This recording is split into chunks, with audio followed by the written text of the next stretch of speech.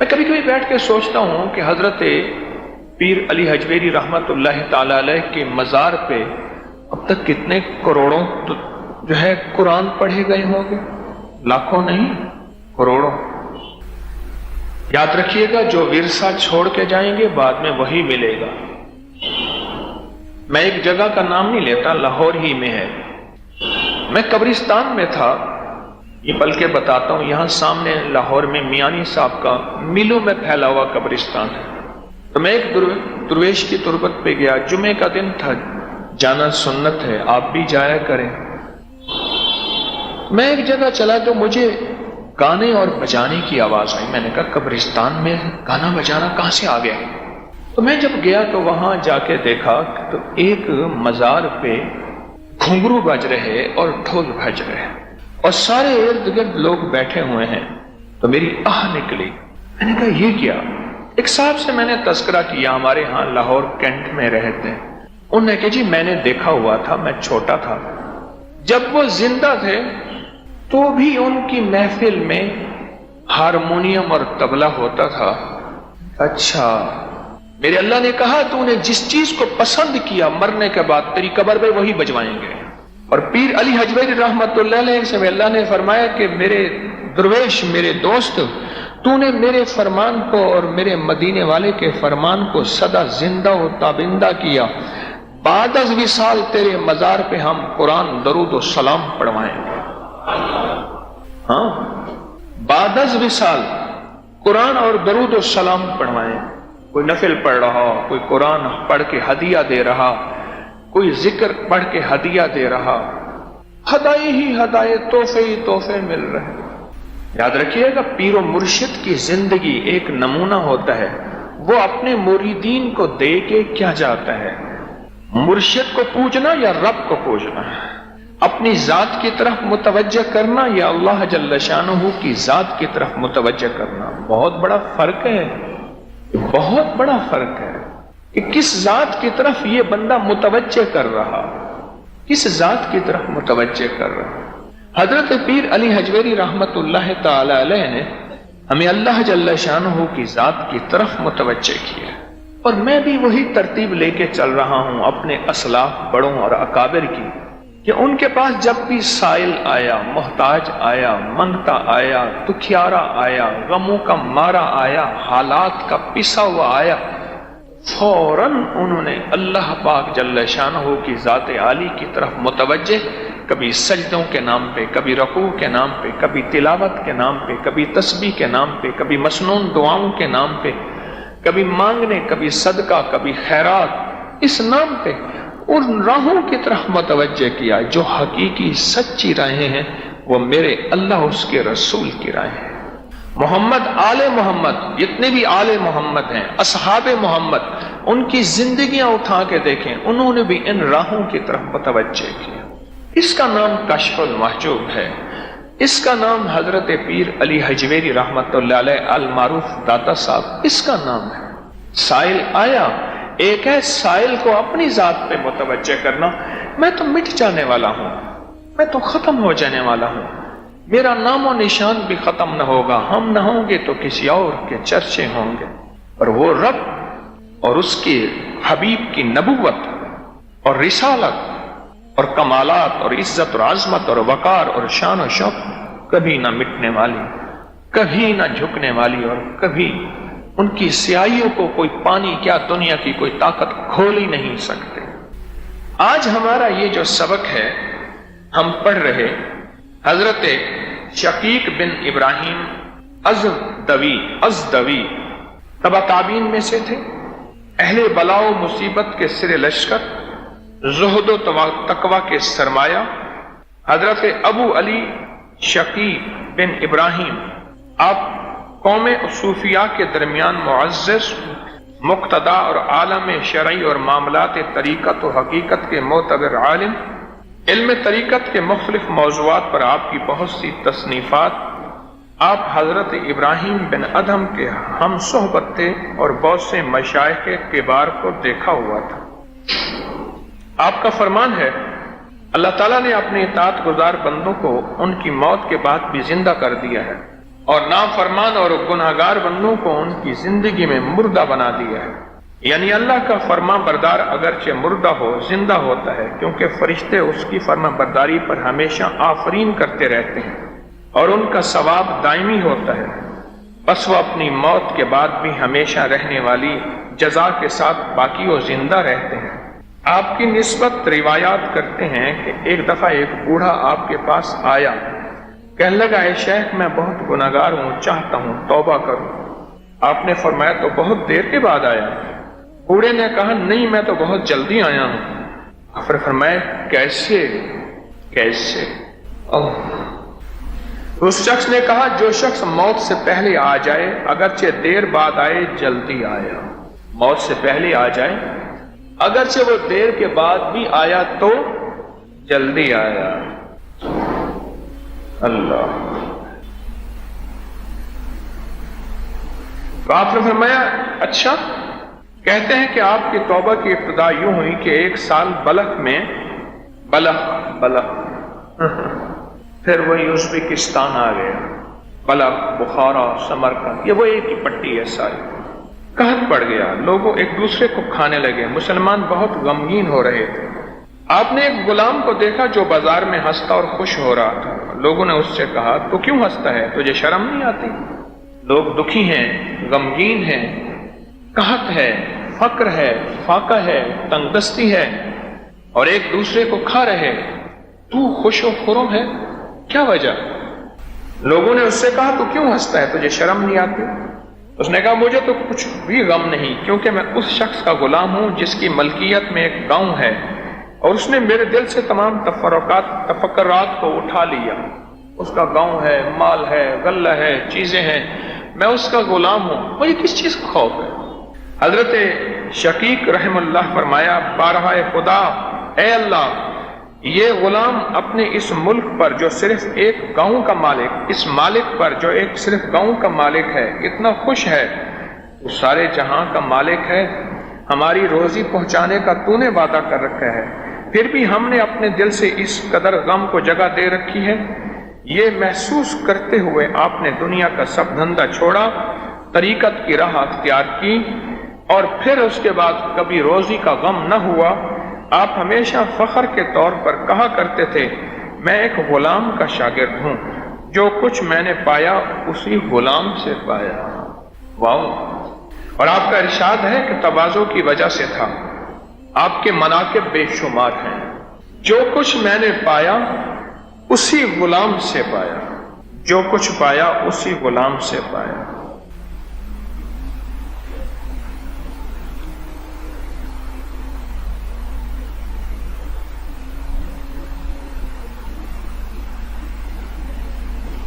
جب انسان سیکھنے پہ آتا ہے تو غلام سے بھی سیکھ لیتا ہے، جب سیکھنے پہ آتا ہے تو دیوار پہ لکھی ایک لفظ سے بھی سیکھ لیتا ہے، اور جب سیکھنے پہ آتا ہے اور اس کے اندر سچی طلب ہوتی ہے کسی فقیر کی نگاہ سے بھی سیکھ لیتا ہے، ادا سے بھی سیکھ لیتا ہے اور بولوں سے بھی سیکھ لیتا ہے۔ اور جب جذبہ سچا نہیں ہوتا پھر سکھانے والے کیا سارے جمع ہو جائیں، وہ سیکھنے کو تیار اس لیے نہیں ہوتا کہ اس نے سیکھنے کا فیصلہ ہی نہیں، اس نے سیکھنے کا فیصلہ ہی نہیں۔ ہم اس وقت کس چیز کے لیے جمع ہیں؟ ہم اس وقت کس چیز کے لیے جمع ہیں؟ ایک سیکھنے کا جذبہ لے کر آئے ہیں، ایک سیکھنے کا جذبہ، اور وہ جذبہ یہ ہے کہ جو کچھ اللہ والوں نے ہمارے لیے تعلیمات چھوڑی ہیں ہمارے لیے اسی میں خیر ہے، رحمت ہے، راحت ہے، عافیت۔ ایک واقعہ سناؤں آپ۔ حضرت خواجہ عثمان کندھاری رحمت اللہ علیہ، حضرت خواجہ عثمان صاحب تھے، ایک بزرگ تھے، ان کے ایک مرید تھے لال شاہ صاحب، فوت ہو گئے۔ خوشبو نہیں تھی کفن پہ لگانے کے لیے، خوشبو نہیں تھی کفن پہ لگانے کے لیے۔ ان کی گھوڑی دی ایک صاحب کو، جلدی جاؤ فلاں جگہ بازار ہے وہاں سے خوشبو لے آؤ۔ اس نے استبل میں گیا اور جا کے گھوڑی کھولی، بیٹھا، خوشبو لایا۔ راستے میں ایک صاحب ملے، کہاں سے آ رہے ہیں؟ اس نے کہا لال شاہ صاحب فوت ہو گئے ہیں، ان کے لیے خوشبو لا رہا ہوں اور خوشبو لے کے جا رہا ہوں۔ بس اتنا سننا تھا، وہیں گھوڑی مر گئی کہ میرا سائیں، میرا مالک میرا مرشد مر گیا. جب طلب سچی ہو اور نسبت سچی ہو پھر جانوروں پہ بھی اثر ہوتا ہے. اور محبت اور پیار سچا ہو جانور بھی اس غم کو اپنا غم بنا لیتے ہیں, اس دکھ کو اپنا دکھ بنا لیتے ہیں. آقا کی بارگاہ میں آپ کا ایک سواری تھی گدھا, اور بعض اوقات اس کو حضور فرماتے تھے فلاں جگہ دروازے پہ جاؤ, اس جا کے اس کو بلا کے لے آؤ. اس کا نام یعفور تھا.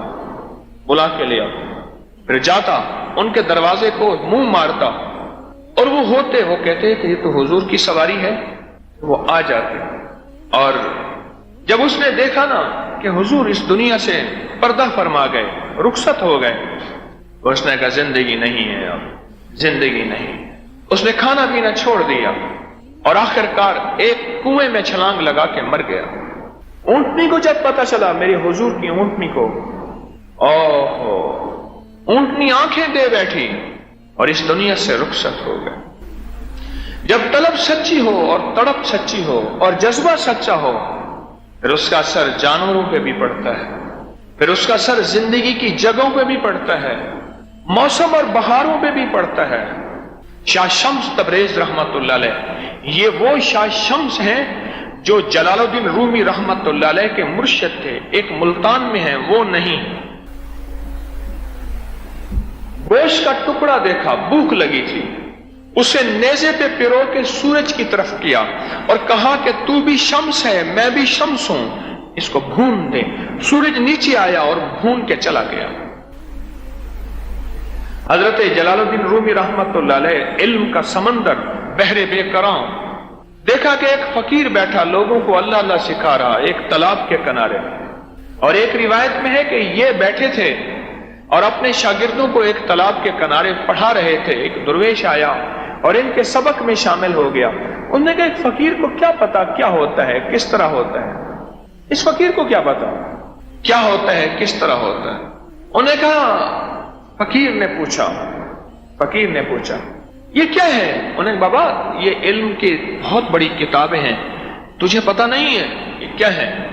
اور ایک روایت میں ہے کہ ایک بہت بڑا مٹکا ساتھ پڑا ہوا تھا, مٹکا ساتھ پڑا ہوا تھا. تو درویش نے کیا کیا, وہ کتابیں اٹھائیں اور پانی میں ڈال دی. وہ کوئی پرنٹڈ تو نہیں تھی, ہاتھ کی لکھی ہوئی تھی. انہوں نے کہا یہ کیا کیا. انہوں نے کہا یہ وہ ہے جو تجھے پتا نہیں ہے. تو نمی دانا, تو نمی دانی, تجھے پتا نہیں.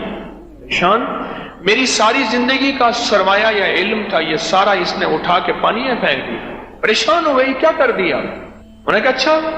ایک ایک کتاب نکالی اور رکھتے گئے اور اس سے مٹی جھاڑتے گئے. کتاب کو نمی پانی کچھ ٹچ بھی نہ ہوا, کچھ لگا بھی نہیں. ہماری زندگی میں جب طلب ہوتی ہے, تڑپ ہوتی ہے, پھر پانی بھی کہا مانگتا ہے کہ پانی خیال کرنا, اس بندے کے سبق کے لیے میں کتاب ڈال رہا ہوں, گلانے کے لیے ڈال رہا ہوں.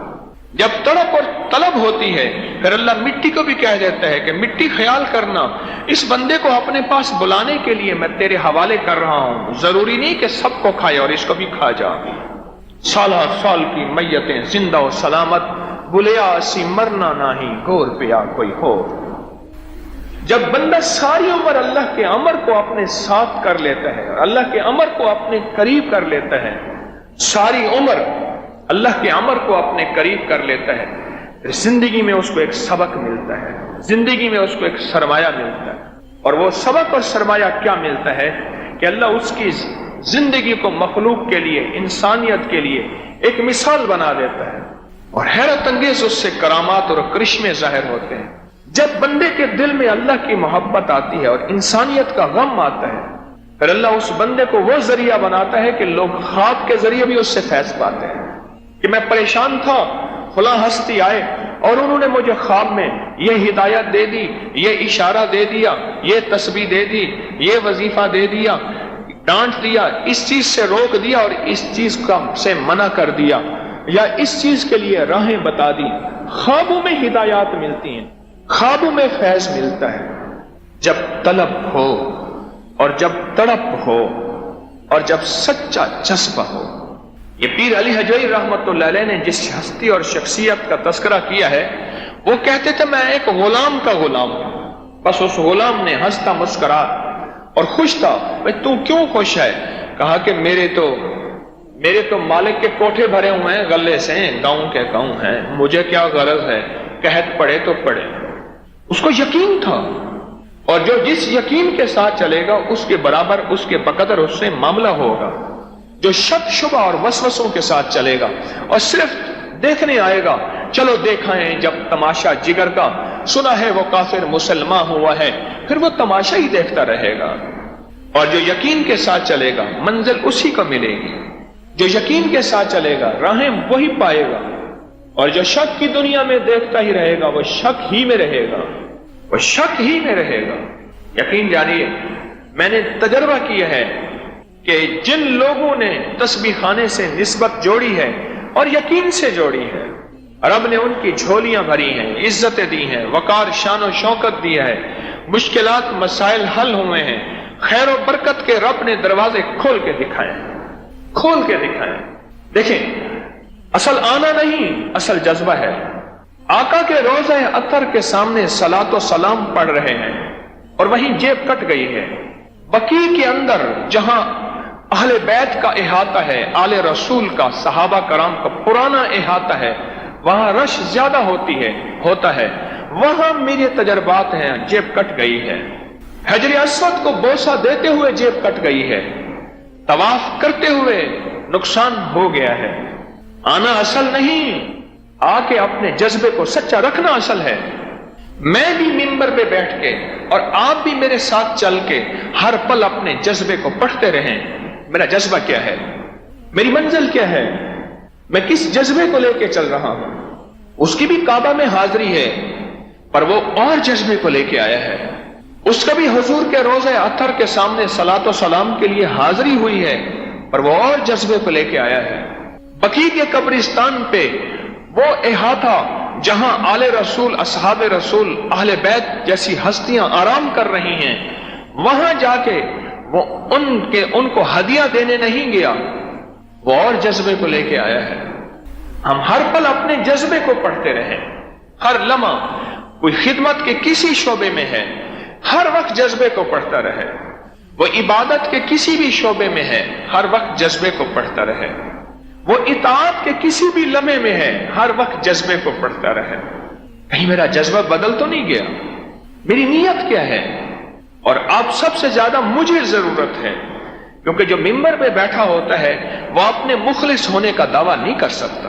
جو گمنام ہے، جسے کوئی نہیں جانتا، وہ اگر کہہ دے میں مخلص ہوں، اس کے بارے میں لکھ کے دیا جا سکتا ہے یہ مخلص ہے۔ جو شہرت رکھتا ہے 4 آدمیوں میں، وہ کہے میں مخلص ہوں، کیسے ممکن ہے؟ مجھ جیسا بندہ میں کہے کہ میں مخلص ہوں، کیسے ممکن؟ یہ دیکھیں میری طرف، ایسے ہاتھ ہلانا بندے کو ایک پل میں ہلا دیتا ہے، یہ ایسے ہاتھ۔ ایک سیاستدان مجھے ملے، انہوں نے ایک دور میں کوڑے کھائے ہوئے تھے، میں نے کہا پھر وہی سیاست؟ کہنے لگا بس آپ سے دعا کرانے آیا ہوں، وہ فلاں مجھے نہیں مل رہی، کچھ رکاوٹ ہے، پھر وہی سیاست۔ کہنے لگے جب گاڑی میں بیٹھتے ہیں اور جھنڈی لگتی ہے، ایسے ہاتھ ہلاتے نا، سارے غم دور ہو جاتے ہیں۔ یقین ہے، جس کی طرف ہاتھ بڑھیں ہاتھ ملانے کے لیے، جس کی طرف لوگوں کی نظریں اٹھیں، انگلیاں اٹھیں، وہ جا رہے ہیں۔ وہ کہے کہ میں مخلص ہوں، کیسے ممکن ہے؟ کوئی کہتا ہوگا، پر میں اپنی ایمان کی طاقت اتنی نہیں پاتا کہ میں کہوں کہ میں مخلص ہوں۔ میں تو روز مرتا ہوں، روز جیتا ہوں، روز مرتا ہوں، روز جیتا ہوں۔ کیا بنے گا؟ اللہ کے ہاں اتنا بڑا تسبیح خانہ، ورلڈ کا اتنا بڑا نظام، جس کی فیس بک کی ریچ 1 مہینے کی 7 کروڑ، 8 کروڑ، 9، 11 کروڑ، 12 کروڑ تک چلی جاتی ہے۔ ایک دنیا ہے فیض پا رہی ہے، پر وہ اللہ نے کھڑا کر کے کہا کہ ہاں بتا کس لیے کیا تھا بھائی، نہ تو کام آئے گا نہ کوئی فرسند، عرصہ نہیں کھل جائے گا جب آنکھ ہوئی بند، وہ کام کرو جس سے خدا ہووے رضامند، ہوشیار کہ ہونا ہے تمہیں خاک کا پیوند، یوم یفر المرء من اخیہ وامہ وابیہ وصاحبتہ وبنیہ لکل امرئ یومئذ شأن یغنیہ۔ کوئی خبر نہیں، کوئی خبر نہیں۔ ہر لمحہ ہر لحظہ اپنے جذبے کو پڑھتے رہیں، پڑھتے رہیں۔ شاہ عبدالعزیز دعاجو رحمت اللہ علیہ کی وہ بات، ٹنڈو آدم میں ان کا مزار ہے، میں گیا ہوں، ان کی وہ بات بار بار سامنے آتی ہے کہ توے پہ روٹی کے جلتے دیر لگتی ہے، انسان کی نیت کے بدلتے کوئی دیر نہیں لگتی، جذبے کے بدلتے کوئی دیر نہیں لگتی۔ توے پہ روٹی کے جلتے کوئی وقت لگ جاتا ہے، پھر بھی میں تسبیح خانے کی نسبتوں کو کیوں لے کے چل رہا ہوں؟ میں کسی خدمت کے اگر شعبے میں ہوں، کیا میرے اندر یہ احساس پیدا ہوا ہے کہ میں نے سب پہ احسان کر دیا؟ اتنا بڑا میں نے کام کیا، آج تک میرا استقبال بھی نہیں کیا، شاباش بھی نہیں دی، مجھے کھڑے ہو کے پوچھا بھی نہیں، منہ موڑ کے دیکھ کے چلے گئے۔ میرا دل کون سے فیصلے بیٹھا کر رہا، کون سے فیصلے کر رہا؟ ایک صاحب مجھے ملے کئی سالوں کے بعد، ملاقات ہوئی میری ان سے ایک جہاز میں۔ جہاز بھی وہ تھا جہاں وہ ایک پیک پی رہے تھے شراب کا۔ انہوں نے جب پی لیا، میری سیٹ ان کے ساتھ تھی، باہر کا ایک سفر تھا، تو میں نے ان سے خیریت پوچھی۔ میں نے کہا میں لاہور سے ہوں، آپ کہاں سے ہیں؟ تو اس نے کوئی اتنی نہیں پی ہوئی تھی۔ ابھی ہم بیٹھے تھے تاشکند میں، تو دو آ کے ہمارے سامنے بیٹھے، پیتے رہے پیتے رہے پیتے رہے، ہماری ٹیبل یوں تھی۔ اس کے بعد وہ بار بار آ کے ملے، سلام کریں۔ وہ ویٹر نے آ کے کہا بس ذرا آپ ہٹ جائیں، یہ بیچارے اپنے ہوش میں ہی نہیں۔ تو میں نے اس سے پوچھا، اس نے کوئی بتایا، پھر بات چلی اور پھر وہ اپنی باتیں سنانے لگا۔ اس کے بعد پھر میں نے اس سے بات چیت کی، اور کچھ میں نے کملی والے کے کچھ وظائف، کچھ ٹپس، ہلکے ہلکے تحفے دیے، اور میں نے اس کو ایک تحفہ دیا انگزائٹی کا، اسٹریس کا، ٹینشن کا۔ میں نے کہا یہ اور اس کو ٹینشن نہ ہو ہی نہیں سکتا۔ جو پہلا میں نے انجیکشن لگایا پوری موٹی سوئی والا، وہ یہ لگایا کہ تو زندگی کا اور دل کا سکون چاہتا ہے؟ انہوں نے کہا یہ بات ٹھیک ہے، بالکل چاہتا ہے۔ میں نے اسے بتایا، میں نے کہا یہ پڑھ لیا کریں کہ جب نیند نہ آ رہی ہو آپ یا قیوم پڑھنا شروع کر دیں، صرف وضو ہے یا نہیں، کیا یا قیوم، دل ہی دل میں ہلکا ہلکا، آہستہ آہستہ، لائٹ پولائٹ، بالکل نرم نرم یا قیوم پڑھنا شروع کر۔ اگر دیکھیں مجھے کہنے لگے کہ میں اسی سیٹ پہ ابھی سونا چاہتا ہوں۔ میں کہا سوئیں گے، کوئی بات نہیں۔ میں نے کہا آپ نے پیا تو ہے؟ کہنے لگے اس سے اب نیندیں میری اور اڑ جاتی ہیں، یہ تو ایک عادت سی بن گئی ہے، یہ چھوٹ سکتی ہے؟ میں نے کہا کوئی مسئلہ ہی نہیں ہے۔ اور میں نے کہا کہ آپ چھوڑنا چاہتے ہیں؟ کہہ رہے ہاں، بس دل میں خیال تو آتا ہے۔ میں نے کہا آپ کو جو ہے مبارک کو ہاتھ دائیں ادھر، آپ ولی ہیں۔ کہنے لگا اب تک تو اچھی باتیں کر رہے تھے آپ، مجھے اب میرے ساتھ مذاق کر، میں نے مذاق کر رہا ہے، تو میرے ساتھ مذاق کر رہے ہیں۔ لیکن میں نے ان سے بتایا، میں نے کہا حضرت امام جعفر صادق رحم اللہ تعالی علیہ بہت بڑی ہستی تھے، فرماتے ہیں جس کے اندر ندامت گناہ آئی ہے کہ گناہ ہے اور غلط ہے اور میں اس کو چھوڑنا چاہوں گا، وہ ولایت کے پہلے قدم پہ، پہلے درجے پہ چڑھ گیا ہے، اس نے پہلا قدم طے کر لیا ہے۔ میں کہا آپ بتائیں، میں تو عام اپنی بات نہیں کیا، میں نے کسی بڑے کی بات کا ریفرنس حوالہ دیا۔ اچھا، کہنے لگے پہلی دفعہ آپ مجھے کہہ رہے ہیں۔ میں بخارا تاشکند ازبکستان میں گیا نا، تو جو پوچھتا کیوں آئے، میں کہ آپ کی زیارت کرنے آیا ہوں، آپ سے دعائیں لینے آیا ہوں، آپ کے بڑے آئے تھے، انہوں نے ہمیں اسلام، ایمان، کلمہ مدینے والے کا نام دیا تھا، ہم آپ کے پاس بس شکریہ ادا کرنے آئے۔ حیران ہوتے، کہتے یہ پہلا آیا ہے ہمارے پاس، یہ کیسی باتیں کر رہا ہے، اور یہ حقیقت ہے، اور میں یہ دل سے کہتا تھا مجھے کیا پالیسی چاہیے اور کیا غرض ہے وہاں سے۔ تو مجھے کہنے لگا میں سونا چاہتا ہوں، کبھی سوئیں، آنکھیں بند کریں اور پڑھنا شروع کر دیں یا قیوم۔ کرے میں نے تو پیا ہوا ہے۔ میں کہ پڑھ تو صحیح، پڑھ، وہ کریم ہے، اپنے نام سے ہی تیرے دہن کو صاف کر دے گا۔ ادھر میں نے اللہ سے مانگنا شروع کر دے کہ مولا میری آزمائش کا وقت ہے اور تو کریم ہے، اپنے نام کی لاج رکھ لے اور اس کو گہری نیند سلا دے۔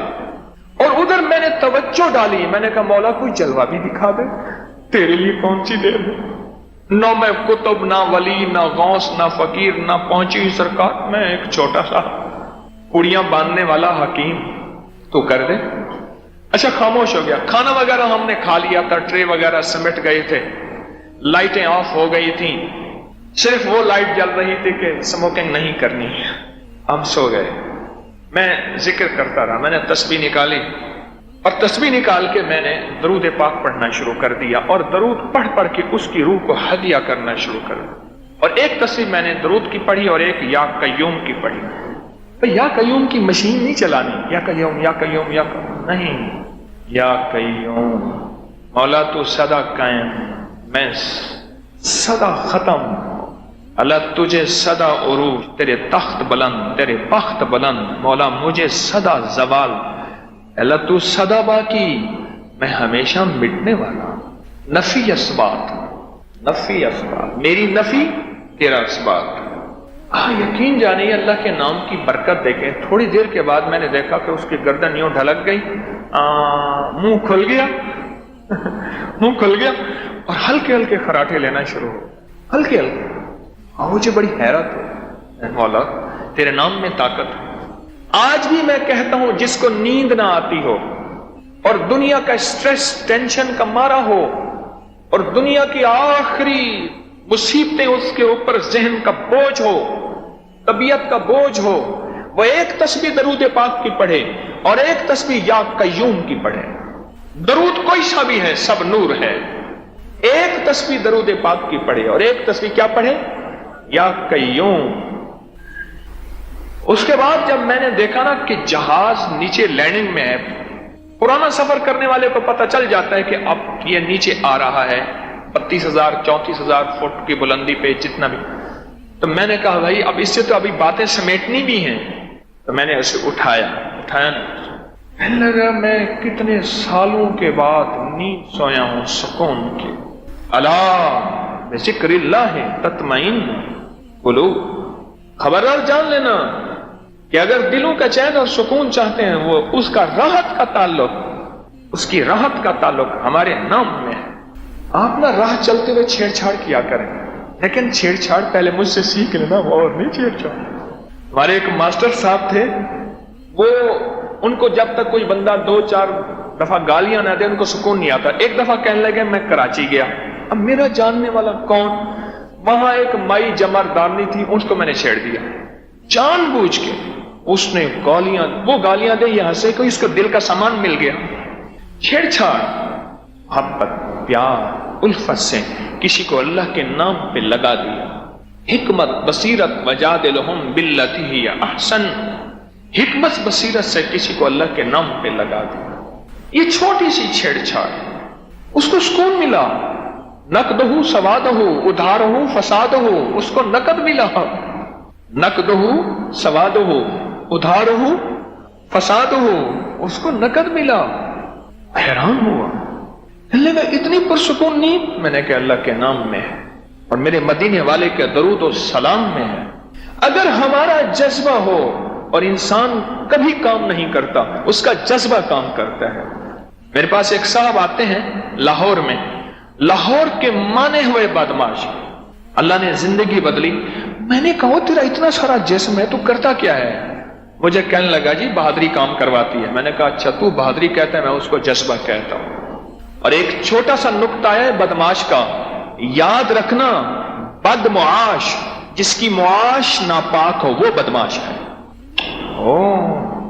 جس کا رزق ناپاک ہو بد معاش. معیشت اسی سے ہے. انہوں نے کہا جی میری معاشی معاملات کمزور ہیں. معاش کہتے ہیں سورس آف انکم، ذریعہ آمدنی. پہلے دور میں ہر وہ شخص جو جتنا بڑا قائد ہو، لیڈر ہو، معزز ہو اور اس کا رزق مشکوک اور حرام ہوتا تھا، اس کو بدماش کہتے تھے. چاہے وہ جتنی تسبیحاں نمازیں اور تسبیح خانے کے ممبر پہ بھی بیٹھ جائے، مجھ جیسا، اگر اس کا رزق حرام اور مشکوک ہے وہ بدماش تھا. بد معاش، جس کی معاش بد ہے. ہمیشہ زندگیوں میں جذبے کام کرواتے ہیں. میں دیکھتا ہوں ساری رات میرے بعض ساتھی جاگتے ہیں، ساری رات مجمع آتا ہے تسبیح خانے میں. 2 دن سے مجمع آنا شروع ہو جاتا ہے. جمعرات کو بھی مجمع ہوتا ہے یہاں بے بہا. میں دیکھتا ہوں بعض جاگتے ہیں، ان کے چہرے، ان کی آنکھیں، ان کی چال، ان کے بول تھکے ہوئے ہوتے ہیں، اور ایک اندر جذبہ ہوتا ہے جو بھاگ بھاگ کے کام کرا رہا ہوتا ہے. اور یہی جذبہ ہے جو امت کو جوڑ رہا، انسانیت کو جوڑ رہا. میں مطمئن ہوں ایک بات کہنے پہ، میرے پاس یہاں اس وقت شیعہ بھی ہیں، دیوبندی بھی ہیں، بریلوی بھی ہیں، اہل حدیث بھی ہیں، اور میرے نیٹ کی دنیا میں ہندو بھی ہیں، یہودی بھی ہیں، کرسچن عیسائی بھی ہیں، سکھ بھی ہیں، پوری دنیا کے مذاہب اور فرقے، اور یہاں سب صوبوں کے لوگ، سب زبانوں کے لوگ، سب رنگوں کے، سب نسلوں کے لوگ جمع ہیں، ایک خیر کی تلاش میں ہیں۔ یہ اس بات کی دلیل ہے کہ اللہ نے ہمارے اس پیغام کو قبول کر لیا ہے۔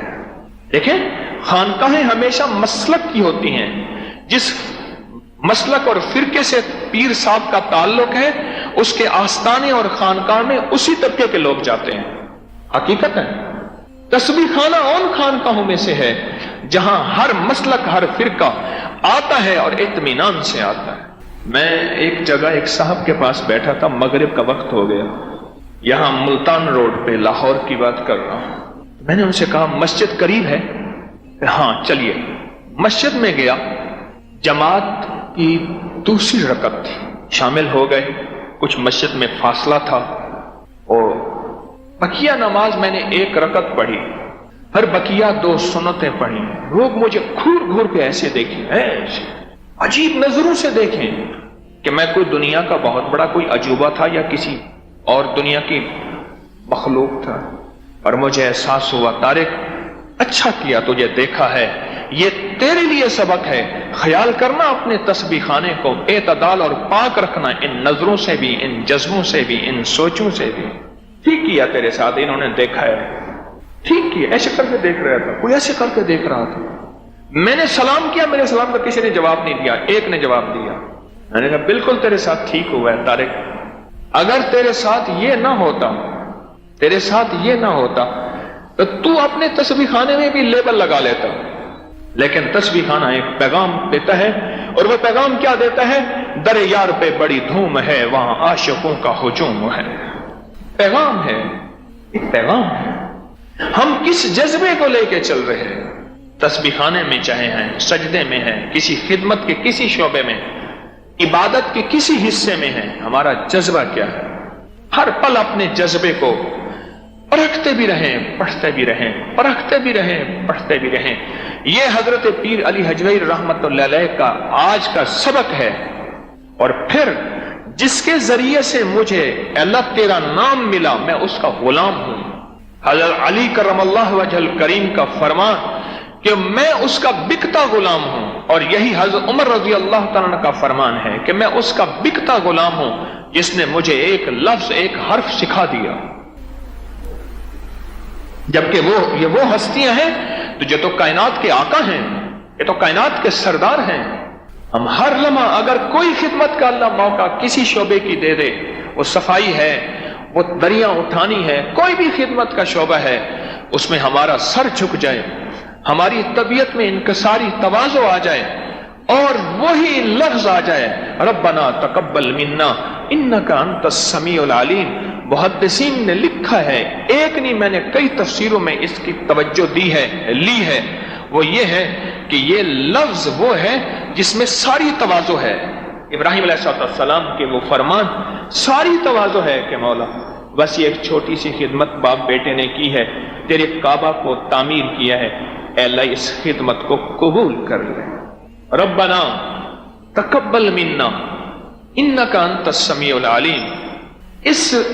اس پوری آیت کے اس مبارک بول میں ساری تواضع ہے، عظمت نہیں ہے، ہاں جی ہم نے یہ کر دیا، نہیں، یہ پوری دنیا میں عبادت کرنے والے اور خدمت کرنے والوں کے لیے سبق اور میسج اور پیغام ہے کہ دیکھو، خیال کرنا، اس جذبے سے دور نہ ہونا، اور اس جذبے کو سدا زندہ و تابندہ رکھنا، اس جذبے سے دور نہ ہونا۔ جب ہمارا یہ جذبہ ہوگا، اللہ قبول بھی فرمائے گا، اور یہ فیض اللہ نسلوں میں عطا فرمائے گا۔ یہ جذبہ ہوگا، اور ہر پل میں بھی آپ بھی اس جذبے کو پڑھتے رہیں، پڑھتے رہیں، پرکھتے رہیں، اللہ قبول کرتا رہے گا۔ پھر اللہ اس خدمت کا بار بار موقع دے گا، اللہ اس عبادت کا بار بار موقع دے گا، اللہ اس تسبیح کا بار بار موقع دے گا۔ ربنا تقبل منا انک انت السمیع العلیم۔ مجھے ایک صاحب نے کہا کہ جب سے میں نے ممبر سے، تسبیح خانے کے ممبر سے یہ بات سنی ہے، اگر مجھے کوئی خدمت مل جاتی ہے، کوئی سعادت مل جاتی ہے، کوئی جھاڑو دینے کی، چٹائی اٹھانے کی، لنگر کھلانے کی، کوئی بھی خدمت کسی شعبے کی، کمپیوٹر کی، کوئی بھی، تو کہا میں اس آیت کو بار بار پڑھتا ہوں اور میرا تجربہ ہے، کہا کہ میری وہ خدمت اللہ چھینتا نہیں اور اللہ میری بڑھا دیتا ہے، اور اس کی وجہ سے اللہ نے میرے رزق مال جان میں اضافہ کیا ہے۔ یہ مبارک بول ہیں۔ میرا ایک خیال ہے، میں نے یہ کہیں پڑھا نہیں ہے، میرا ایک خیال ہے، پڑھا نہیں ہے، جو وجدانی بول ہوتے ہیں نا، وجدانی بول، ایک ہے دعاؤں کے لیے کہنا، ایک ہے بے ساختہ دعائیں اندر سے نکلیں۔ جو وجدانی بول ہوتے ہیں وہ عرش الہی میں جا کے بڑے جلد فیصلے کرواتے ہیں۔